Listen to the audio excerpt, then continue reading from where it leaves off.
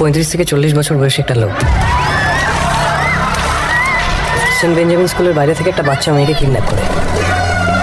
বাংলা একটা প্রভাত আছে না, সব ভালো যার শেষ ভালো তার। এই কথাটা যেন মিলে গেছে দেবের সাথে। বছরের শুরুটা কাটিয়ে দিয়েছে রাজনীতি নিয়ে, বছরের লাস্টের দিকে এসে বরাবর 3টা ছবির ঘোষণা দিয়ে টপে উঠে গেছে দেব। তার প্রথম ছবি প্রধান, তারপরে খাদান, তারপরে টেক্কা। প্রধান রিলিজ হয়ে গেছে, খাদানের টিজার বের হয়ে গেছে, পূজা রিলিজ হবে। তারপরে আছে টেক্কা, টেক্কারও টিজার রিলিজ হয়ে গেছে। তো আজকে আমরা জানবো টেক্কা নিয়ে, কেমন হলো টেক্কা, কি কি আছে এই ছবিতে।